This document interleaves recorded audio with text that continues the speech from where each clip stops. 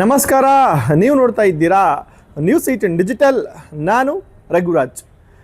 ರಾಜ್ಯದಲ್ಲಿ ಮಾವು ಬೆಲೆ ಕುಸಿತದಿಂದ ರೈತರು ಕಂಗಾಲಾಗಿರ್ತಕ್ಕಂಥದ್ದು. ಪ್ರಮುಖವಾಗಿ ಮಾವನ ಅತಿ ಹೆಚ್ಚಾಗಿ ಬೆಳೀತಕ್ಕಂಥ ಪ್ರದೇಶ ಅಂದರೆ ಅದು ಕೋಲಾರ ಜಿಲ್ಲೆ. ಕೋಲಾರ ಜಿಲ್ಲೆಯಾದ್ಯಂತ ಸುಮಾರು 47,000 ಹೆಕ್ಟೇರ್ ಪ್ರದೇಶದಲ್ಲಿ ರೈತರು ಮಾವನ್ನ ಬೆಳೆದಿರ್ತಕ್ಕಂಥದ್ದು. ಆದರೆ ಈ ಒಂದು ಭಾಗದಲ್ಲಿ ಬೆಳೆದಿರ್ತಕ್ಕಂಥ ಒಂದು ಮಾವಿನ ಒಂದು ಪ್ರಮಾಣದಲ್ಲಿ 80% ತೋತಾಪುರಿಯ ಒಂದು ತಳಿಯ ಮಾವಿರ್ತಕ್ಕಂಥದ್ದು. ಈ ಒಂದು ಮಾವನ್ನ ರೈತರು ಪ್ರಮುಖವಾಗಿ ಜ್ಯೂಸ್ ಫ್ಯಾಕ್ಟರಿಗಳಿಗೆ ಒಂದು ಮಾರಾಟ ಮಾಡತಕ್ಕಂಥ ನಿಟ್ಟಿನಲ್ಲಿ ಅತಿ ಹೆಚ್ಚಾಗಿ ಇಲ್ಲಿ ಬೆಳೆದಿರ್ತಕ್ಕಂಥದ್ದು. ಆದರೆ ಈ ಒಂದು ತೋತಾಪುರಿ ಮಾವಿನ ಒಂದು ಬೆಲೆ ಏನಿದೆ ಮಾರುಕಟ್ಟೆಯಲ್ಲಿ ಕೇವಲ 2,500 ರೂಪಾಯಿಂದ ಒಂದು 3,500 ರೂಪಾಯಿಗೆ ಇದೀಗ 1 ಟನ್ಗೆ ಮಾರಾಟ ಆಗ್ತಾ ಇರತಕ್ಕಂಥದ್ದು. ಹಾಗಾಗಿನೇ ಈ ಒಂದು ಮಾವನ್ನ ರೈತರು ಬೆಳೆದು ಕಟಾವು ಮಾಡಿ ಮಾರುಕಟ್ಟೆಗೆ ಮಾರಾಟ ಮಾಡಬೇಕು ಅಂತ ಹೇಳಿದ್ರೆ ಆ ಒಂದು ರೈತನಿಗೆ ಕನಿಷ್ಠ ಅಂತಂದ್ರೂ 4,000ರಿಂದ 5,500 ರೂಪಾಯಿ ಒಂದು ವೆಚ್ಚ ತಗುಲುತ್ತೆ. ಹಾಗಾಗಿನೇ ಮಾರುಕಟ್ಟೆಯಲ್ಲಿ ರೈತ ಪ್ರತಿನಿತ್ಯ ಏನು ತಮಗೆ ಒಂದು ನಷ್ಟ ಒಂದು ಆಗ್ತಾ ಇದ್ರು ಕೂಡ ಬೇರೆ ಒಂದು ದಾರಿ ಇಲ್ದೇನೆ ರೈತರು ಕನಿಷ್ಠ ಹಾಕಿರ್ತಕ್ಕಂಥ ಬಂಡವಾಳದಲ್ಲಿ ಅರ್ಧ ಪಾಲಷ್ಟಾದ್ರೂ ಬರುತ್ತೆ ಅಂತಕ್ಕಂಥ ನಿಟ್ಟಿನಲ್ಲಿ ರೈತರು ಮಾವನ್ನ ಮಾರಾಟ ಮಾಡ್ತಾ ಇದ್ರು. ಆದ್ರೆ ಮಾವಿಗೆ ಒಂದು ಬೆಂಬಲ ಬೆಲೆಯನ್ನ ಘೋಷಣೆ ಮಾಡಬೇಕು ಅಂತಕ್ಕಂಥ ನಿಟ್ಟಿನಲ್ಲಿ ಕಳೆದ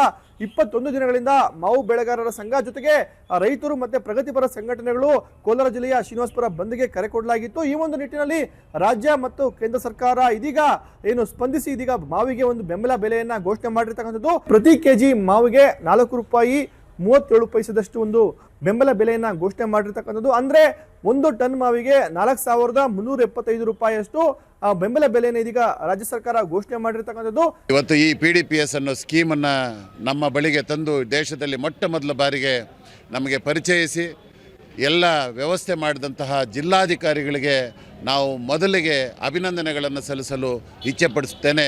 ಈ ಎಲ್ಲ ಕೋಲಾರ ಜಿಲ್ಲೆಯ ಮಾವು ಬೆಳೆಗಾರರ ಪರವಾಗಿ ಈ ದಿನ ರೈತರ ಮುಖದಲ್ಲಿ ಸಂತೋಷವನ್ನು ಕಾಣಬಹುದು. ಇವತ್ತು ರೈತರೆಲ್ಲರೂ ಸಾವಧಾನ ಚಿತ್ತರಾಗಿ ಇವತ್ತು ತಮ್ಮ ಮಾವಿನಕಾಯಿಗಳನ್ನು ಎತ್ಕೊಂಡ್ಬಂದು ರಿಜಿಸ್ಟ್ರೇಷನ್ ಮಾಡಿಸ್ಕೊಂಡು ಇವತ್ತು ಬೆಂಬಲ ಬೆಲೆ ಪಡೆಯುತ್ತಿದ್ದಾರೆ. ರೈತರು ಸಾವಧಾನವಾಗಿ ಕಾಯಿಗಳನ್ನು ಕೀಳಿ, ಯಾರು ಆತರಪಟ್ಟ ಕಾಯಿಗಳನ್ನು ಕೀಳಬೇಡಿ, ಹಂತ ಹಂತವಾಗಿ ಕಾಯಿಗಳನ್ನು ಕೀಳಿ ಒಂದು ತಿಂಗಳ ಕಾಲಾವಕಾಶ ಇದೆ.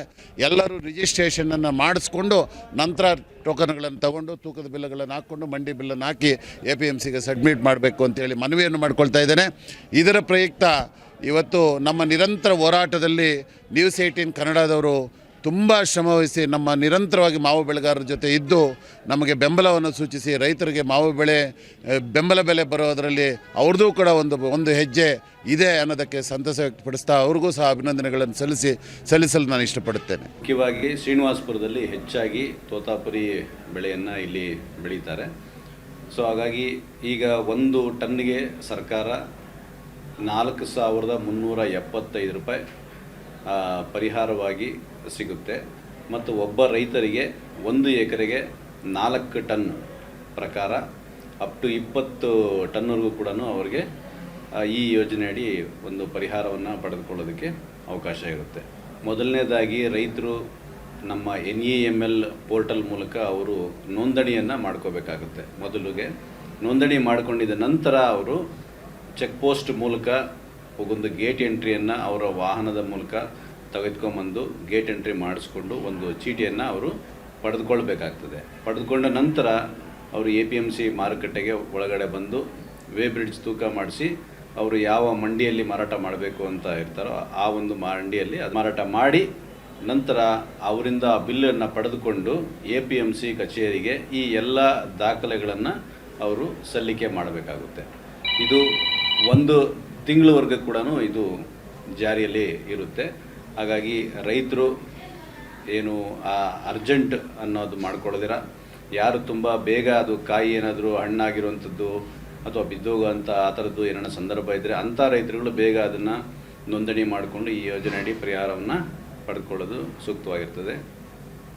ಇದು ನಾವು ಈಗ ಆಲ್ರೆಡಿ ಒಂದೇ ಕಡೆನೇ ಪ್ರವೇಶ ದ್ವಾರದ ಮೂಲಕನೇ ಬರಬೇಕು ಅಂತೇಳಿ ನಾವು ಎಲ್ಲ ವ್ಯವಸ್ಥೆಗಳನ್ನು ಕೂಡ ಮಾಡ್ಕೊಂಡಿದ್ದೀವಿ. ಅಗತ್ಯ ಹೋಮ್ ಗಾರ್ಡು ಮತ್ತು ಪೊಲೀಸ್ ಸಿಬ್ಬಂದಿಯನ್ನು ಕೂಡ ನೇಮಿಸಿ ಯಾವುದೇ ಥರವಾದ ಗೊಂದಲ ಗಲಾಟೆ ಅಥವಾ ನೂಕುನುಗ್ಗಲುಗಳಿಗೆ ಆಸ್ಪದ ಆಗದ ರೀತಿ ಎಲ್ಲ ರೀತಿಯವನ್ನು APMC ಶ್ರೀನಿವಾಸಪುರ ಕಚೇರಿಯಲ್ಲಿ ಕೈಗೊಳ್ಳಲಾಗಿರುತ್ತೆ. ರಾಷ್ಟ್ರೀಯ ಮಾರುಕಟ್ಟೆ ಸೇವೆ ಪೋರ್ಟಲ್ನಲ್ಲಿ ನಾವು ಎಲ್ಲ ಈ ಬಿಲ್ಲುಗಳ ವಿವರಗಳನ್ನು ದಾಖಲು ಮಾಡ್ತೇವೆ. ದಾಖಲು ಮಾಡಿದ ನಂತರ ಈ ಎಲ್ಲ ದಾಖಲೆಗಳ ವಿವರಗಳನ್ನು ಮ್ಯಾಂಗೋ ಬೋರ್ಡ್ ಅಂದರೆ ಮಾವು ಅಭಿವೃದ್ಧಿ ಮಂಡಳಿ ಅಂತ ಏನಿದೆ ಇದನ್ನೇ ಸರ್ಕಾರ ಅನುಷ್ಠಾನ ಏಜೆನ್ಸಿಯಾಗಿ ನೇಮಕ ಮಾಡಿದೆ. ಈ ಸಂಸ್ಥೆಯವರು ಸಂಬಂಧಪಟ್ಟ ರೈತರ ಖಾತೆಗಳಿಗೆ DBT ಮೂಲಕ ಒಂದು ಹಣವನ್ನು ಪಾವತಿ ಮಾಡ್ತಾರೆ. ಈ ನಿಟ್ಟಿನಲ್ಲಿ ಕೇಂದ್ರ ಮತ್ತು ರಾಜ್ಯ ಸರ್ಕಾರ 50% ಇದಕ್ಕೆ ಅನುದಾನವನ್ನು ಕೂಡ ಬಿಡುಗಡೆ ಮಾಡಿರ್ತಕ್ಕಂಥದ್ದು. ಸುಮಾರು 56,80,00,000ದಷ್ಟು ಅನುದಾನವನ್ನ ಇದಕ್ಕೆ ಮೀಸಲಿಟ್ಟಿರ್ತಕ್ಕಂಥದ್ದು. ಈ ನಿಟ್ಟಿನಲ್ಲಿ ಇದೀಗ ಮಾವಿಗೆ ಒಂದು ಬೆಂಬಲ ಬೆಲೆ ಕೂಡ ಜಾರಿಯಾಗಿದೆ.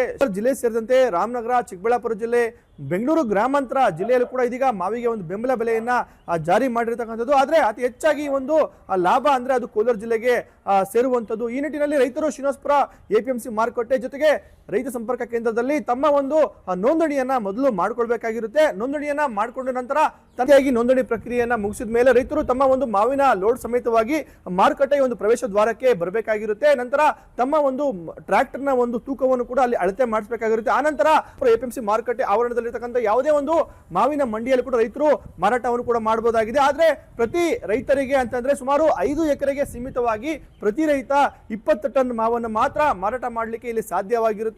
ಇನ್ನು ಪ್ರಮುಖವಾಗಿ ಪ್ರಶ್ನೆ ಏನು ಅಂತ ಹೇಳಿದ್ರೆ, ಈ ಒಂದು ನೋಂದಣಿ ಪ್ರಕ್ರಿಯೆಗೆ ಸಂಬಂಧಪಟ್ಟಂತೆ ಶ್ರೀನಿವಾಸಪುರ APMC ಆವರಣದಲ್ಲೂ ಕೂಡ ನೋಂದಣಿಗೆ ಒಂದು ವ್ಯವಸ್ಥೆಯನ್ನು ಕೂಡ ಮಾಡಿರ್ತಕ್ಕಂಥದ್ದು. ಜೊತೆಗೆ ರೈತರು ತಮ್ಮ ಗ್ರಾಮ ಮತ್ತೆ ತಮ್ಮ ಒಂದು ಹೋಬಳಿ ಮಟ್ಟದಲ್ಲಿರ್ತಕ್ಕಂಥ ರೈತ ಸಂಪರ್ಕ ಕೇಂದ್ರಗಳಲ್ಲಿ ತಮ್ಮ ಒಂದು ನೋಂದಣಿಗೆ ಕೂಡ ವ್ಯವಸ್ಥೆಯನ್ನು ಕೂಡ ಮಾಡಿರ್ತಕ್ಕಂಥದ್ದು. ಈ ನಿಟ್ಟಿನಲ್ಲಿ ಇದೀಗ ರೈತರು ಕೂಡ ಮಾವನ್ನ ತೆಗೆದುಕೊಂಡ್ಬಂದು ಶ್ರೀನಿವಾಸಪುರ APMC ಮಾರುಕಟ್ಟೆಯಲ್ಲಿ ಮಾರಾಟವನ್ನು ಕೂಡ ಮಾಡ್ತಾ ಇದ್ದಾರೆ. ಆದ್ರೆ ಇದೀಗ ಪ್ರಶ್ನೆ ಏನು ಅಂತ ಹೇಳಿದ್ರೆ, ಹೀಗೆ ಸರ್ಕಾರದ ಒಂದು ಬೆಂಬಲ ಬೆಲೆ ಸಹಿತ ಒಂದು ಮಾವಿನ ಒಂದು ಮಾರಾಟಕ್ಕೆ ಖಾತೆಗಳಿಗೆ ಹಣ ವರ್ಗಾವಣೆ ಯಾವಾಗ ಆಗುತ್ತೆ ಅನ್ನುವಂಥದ್ದು ಇಲ್ಲಿ ದೊಡ್ಡ ಒಂದು ಪ್ರಶ್ನೆ ಆಗಿರ್ತಕ್ಕಂಥದ್ದು. ಈ ನಿಟ್ಟಿನಲ್ಲಿ ಇದಕ್ಕೆ ಕೊಟ್ಟಿರ್ತಕ್ಕಂಥ ಕೃಷಿ ಮಾರಾಟ ಇಲಾಖೆಯ ಕೋಲಾರದ ಸಹಾಯಕ ನಿರ್ದೇಶಕರು ಆಗಿರ್ತಕ್ಕಂಥ ರವಿಕುಮಾರ್ ಅವರು ಎಲ್ಲ ರೈತರು ಬೆಂಬಲ ಬೆಲೆಯ ಸಹಿತವಾಗಿ ಮಾವನ್ನ ಮಾರಾಟ ಮಾಡ್ತಾ ಇದ್ದಾರೆ. ಅಂತ ರೈತರಿಗೆ ಸುಮಾರು 1 ತಿಂಗಳ ಕಾಲಾವಕಾಶ ಇರುತ್ತೆ. ಈ ಒಂದು 1 ತಿಂಗಳ ಕಾಲಾವಕಾಶ ಮುಗಿದಾದ ನಂತರ ಈ ಒಂದು ಮಾಹಿತಿಯನ್ನ ನಾವು ರಾಷ್ಟ್ರೀಯ ಒಂದು ವೆಬ್ ಪೋರ್ಟಲ್ಗೆ ಅಪ್ಲೋಡ್ ಅನ್ನ ಮಾಡ್ತೀವಿ. ತದನಂತರ ರೈತರಿಗೆ ನೇರವಾಗಿ ಒಂದು DBT ಮೂಲಕ ಹಣ ಪಾವತಿ ಆಗುತ್ತೆ ಅನ್ನುವಂತ ಒಂದು ಮಾಹಿತಿಯನ್ನು ಕೂಡ ಕೊಟ್ಟಿರ್ತಕ್ಕಂಥದ್ದು. ಇನ್ನು ಇದಕ್ಕೆ ಸಂಬಂಧಪಟ್ಟಂತೆ ನ್ಯೂಸ್ 18 ಕೂಡ ಬಹಳಷ್ಟು ಕೂಡ ವರದಿಯನ್ನು ಕೂಡ ಮಾಡಿರ್ತಕ್ಕಂಥದ್ದು. ನಮ್ಮೂರಲ್ಲಿ ನ್ಯೂಸ್ 18 ವಿಶೇಷ ಕಾರ್ಯಕ್ರಮದ ಮೂಲಕ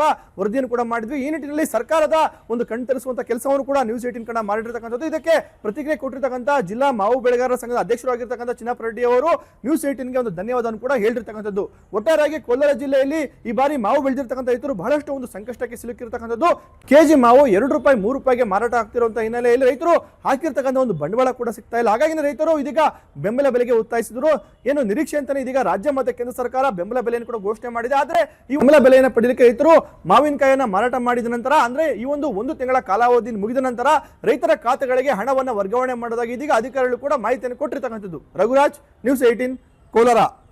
ನಿರ್ಭೀತ, ನಿಷ್ಪಕ್ಷಪಾತ, ವಿಶ್ವಾಸಾರ್ಹ ಸುದ್ದಿಗಳಿಗೆ ಮತ್ತೊಂದು ಹೆಸರಾಗಿರುವಂತ ನ್ಯೂಸ್ 18 ಕನ್ನಡ ಈಗ ಆಪ್ನಲ್ಲೂ ಲಭ್ಯವಿದೆ. ದಯವಿಟ್ಟು ಇಲ್ಲಿರುವಂತ QR ಕೋಡ್ ಸ್ಕ್ಯಾನ್ ಮಾಡಿಕೊಂಡು ಆಪ್ ಡೌನ್ಲೋಡ್ ಮಾಡೋದಕ್ಕೆ ಮರಿಬೇಡಿ. ನಿಮ್ಮ ಬೆಂಬಲ ಹೀಗೆ ಸದಾ ನಮ್ಮೊಂದಿಗಿರಲಿ. ಧನ್ಯವಾದ.